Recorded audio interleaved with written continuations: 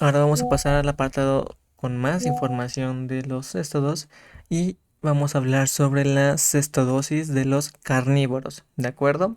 Aquí tenemos una gran cantidad de parásitos, así que vamos a intentar describirlos de la mejor manera posible. El primero de ellos es Dipilidum caninum, asociado a el hospedero intermediario como pulga del perro o Tenocefalides canis.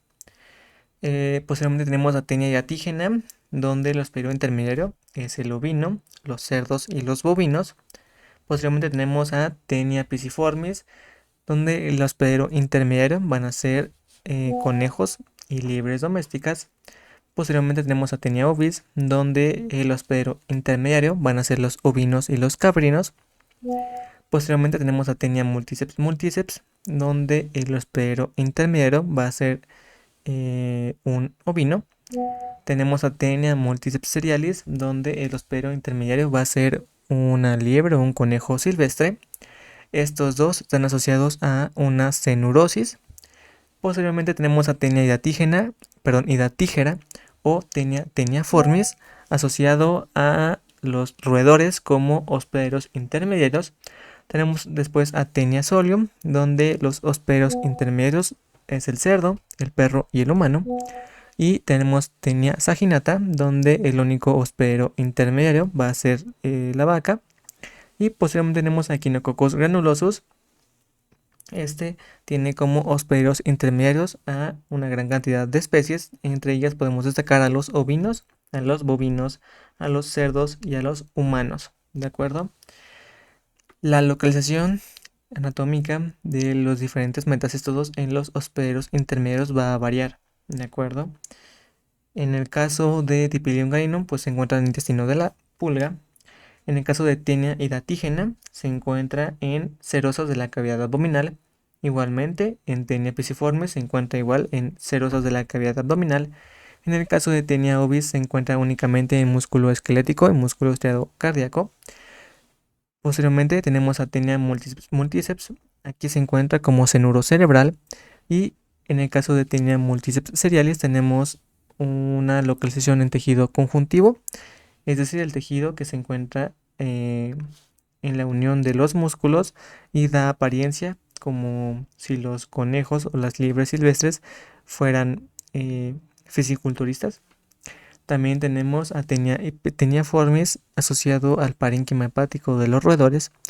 Tenia solium se encuentra en una gran cantidad de lugares como músculo esteroesquelético, músculo esterocardiaco, ojo, sistema nervioso, entre otros. Y Echinococcus granulosus puede estar en cualquier parte, sobre todo en músculo esquelético o inclusive en tejido nervioso. Así que cuando hablamos de las enfermedades como tal, podemos hablar de una dipilidiasis, una teniasis o una equinococosis, ¿de acuerdo? Así que vamos a empezar a hablar sobre la cestodosis. Esta es generalmente asociada a una infección de tipo crónica, asociado a comprometer el estado nutricional de los individuos, sobre todo en el perro y en el gato, asociado a la depredación o consumo de porciones corporales del hospedero intermediario.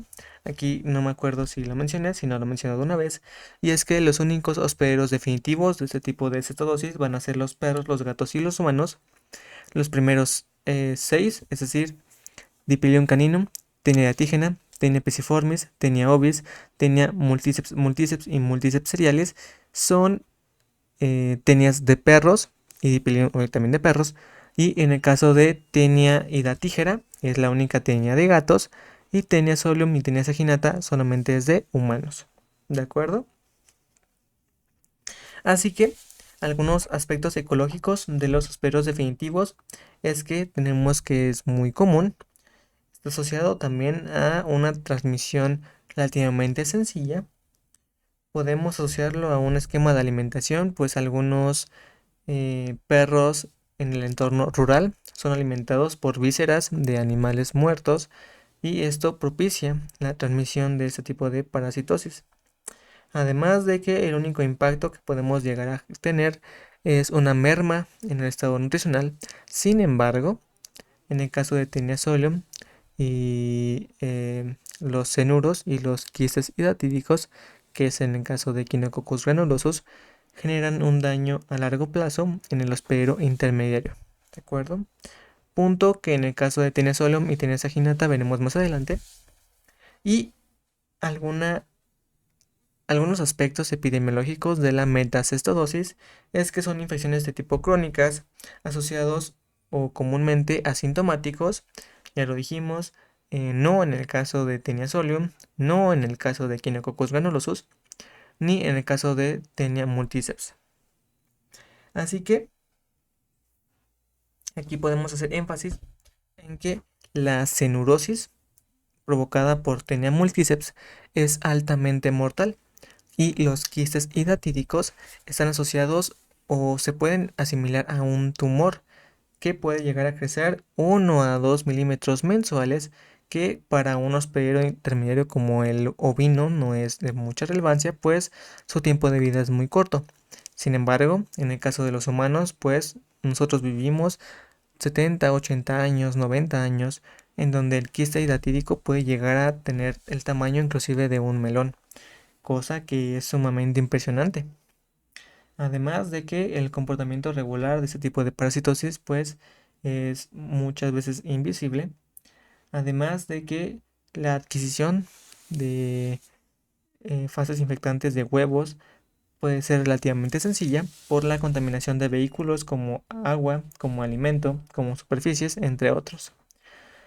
La morfología de este tipo de parásitos es que en el caso de Dipylidium son proglótidos grávidos con una morfología de tipo semilla de melón, así lo describe en la bibliografía.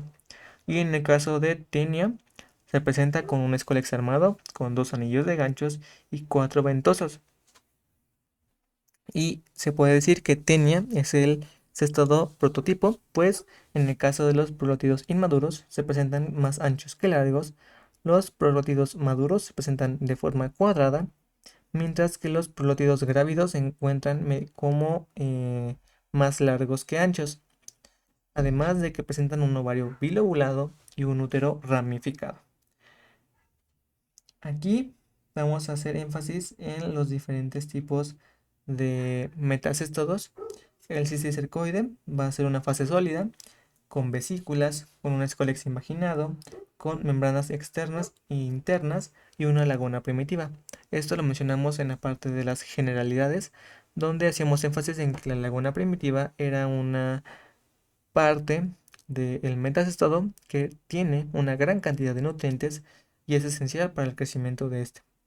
En el caso del cenuro, podemos hacer énfasis en que son vesículas con una membrana externa muy gruesa y cientos de escólex, mientras que en el quiste hidatídico podemos hacer énfasis en que presentan una cápsula de incubación, una capa germinativa, una membrana externa, una laguna primitiva y miles de escólex. En el caso de la membrana externa, esta presenta una característica sumamente interesante, pues eh, al ser un cuerpo extraño, el organismo lo detecta como justamente como un cuerpo extraño, se activa la respuesta inmune y la forma del organismo para frenar el crecimiento del quiste hidatídico es en llenar de colágeno la estructura, cosa que provoca que el quiste sea mucho más frágil, y si el quiste hidatídico se llega a romper, puede llegar a causar un choque anafiláctico, pues genera un fenómeno de hipersensibilidad tipo 1 que va a terminar en una anafilaxia y es altamente mortal. Además de que el quiste hidatídico también se puede llegar a implementar en huesos largos, y más bien el quiste hidatídico se desarrolla en la médula ósea, que puede llegar a generar una rotura de los huesos largos por este tipo de desarrollo. El ciclo biológico, en el caso de Dipylidium caninum, empezamos con hospedero definitivo, con la fase adulta. Estos van a expulsar huevos, perdón, pelótidos grávidos en heces. Estos van a liberar cápsulas ovígeras. Estas cápsulas ovígeras tienen que ser ingeridas por estadios larvarios de la pulga. Aquí se va a dar origen posiblemente a un cisticercoide. La pulga va a terminar su crecimiento como pulga adulta. la forma muy común de despulgarse de los caninos y los felinos es mediante la ingestión de las pulgas. Por lo tanto, un canino que ingiere la pulga con un cisticercoide va a formar posteriormente un fenómeno de evaginación. Se adhiere al intestino delgado del canino y se da una estrobilación, completando así el ciclo. En el caso de Taenia y Echinococcus granulosus, tenemos un hospedero definitivo con una fase adulta. Este va a liberar proglótidos grávidos. Posteriormente se va a dar una liberación de huevos. Esos huevos tienen que ser consumidos por los diferentes estadios, perdón, los diferentes hospederos intermediarios de las Taenias y de Echinococcus. Dentro del hospedero intermediario se libera el embrión hexacanto, se convierte en una oncosfera y va a migrar a las diferentes localizaciones que ya mencionamos al principio. En el caso de Taenia latigena va a migrar hacia la serosa de la cavidad abdominal. Igualmente en Taenia pisciformis, en el caso de Taenia ovis va a tener que migrar hacia el músculo esquelético. En el caso de Taenia multiceps pues va a tener que migrar hacia el cerebro. Multiceps serialis tiene que migrar hacia el tejido conjuntivo. Taenia teeniformis tiene que migrar hacia el parénquima hepático. Taenia solium hacia tejido muscular, tejido cardíaco, tejido nervioso o tejido ocular. Taenia saginata solamente a músculo esquelético o músculo estriado cardíaco. Y Echinococcus puede ser inclusive en médula ósea. ¿De acuerdo? Una vez que esta oncosfera llega a su localización anatómica, se va a dar un fenómeno de vesiculación hidrópica que va a diferenciar al embrión o al huevo en un cisticercoide, pero en un cisticerco, en un cenuro o en un quiste hidatídico. Posteriormente, debe de haber una ingestión de partes del cuerpo de los hospederos intermediarios con los metastódos y se da un fenómeno igualmente de vaginación, se adhiere al intestino delgado y se estrobila para dar paso a una fase adulta. Posteriormente, en el caso de la patogenia, pues podemos hacer énfasis en que son parásitos quimófagos que van a presentar una irritación sumamente grande.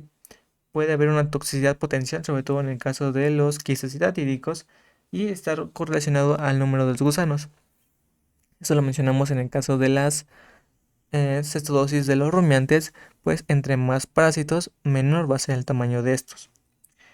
Además de que tenemos que hacer énfasis en algo sumamente curioso, y es que en el caso de los metacestodos, se asocian a un crecimiento y a una anafilaxia, ya lo mencionamos, que está asociado a una producción de inmunoglobulinas tipo E, que son las presentes en ciertas afecciones por alergias.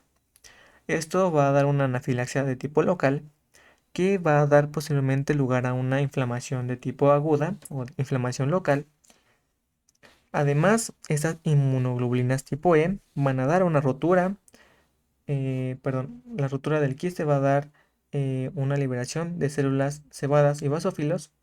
Posteriormente se van a liberar aminas vasoactivas, que son vasodilatadores, y va a haber un secuestro de sangre periférica que va a provocar una ausencia de sangre en el centro o central y va a dar lugar a una contracción de los bronquios y los bronquiolos y va a dar lugar a una asfixia y posteriormente a una muerte, lo cual es sumamente grave y pues no es esperable. Además de que algo muy interesante es que la oncosfera al momento de migrar produce o es altamente antigénico, lo que genera un fenómeno de inmunidad al momento de que ocurre ese tipo de migración. El diagnóstico se va a hacer mediante un diagnóstico coproparasitoscópico de flotación. Puede ser también mediante la observación y el hallazgo de proglótidos grávidos en materia fecal, que muchas veces la gente lo describe como arrocitos, como estructuras blancas, secas, ¿de acuerdo? Y también podemos hacer la prevención mediante el control de ectoparásitos en el caso de las pulgas. También puede ser mediante la limpieza del medio ambiente por el ciclo biológico igualmente de las pulgas, limpiando alfombras, limpiando pisos, limpiando sillones o camas, que serán los lugares de descanso de los caninos. Además de que podemos llegar a hacer el tratamiento de animales infectados, sobre todo asociado a animales a nivel de rastro. Y podemos llegar a hacer la fumigación de jardines y se requiere constancia para poder eliminar a la totalidad de los parásitos. Además de que podemos llegar a hacer una desparasitación de tipo cíclico, tenemos que evitar la alimentación por vísceras o partes del cuerpo contaminado por los animales, es decir, no darle vísceras a los perros, tener un manejo a nivel de rastro y a nivel de consumo pues más profundo, y tenemos que hacer énfasis en que los caninos, al tener una alta densidad en la población actualmente, algunos conocidos como fauna feral, pues son poblaciones que no tienen un control, lo que propicia pues la aparición de este tipo de parásitos muy comúnmente. Además de que podemos llegar a hacer el control de los hosperos intermediarios con vacunación. La vacuna se conoce como TS18, que se vacuna para la cisticercosis en el caso de los ovinos o los cerdos. No podemos hacer la utilización de productos como inhibidores de la síntesis de quitina para el caso de las pulgas o retardadores del crecimiento.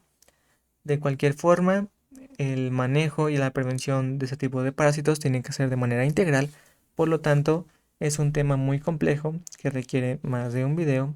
Por lo tanto, les invito a indagar un poquito más en este aspecto, porque es un tema de sumamente relevancia social y de salud pública.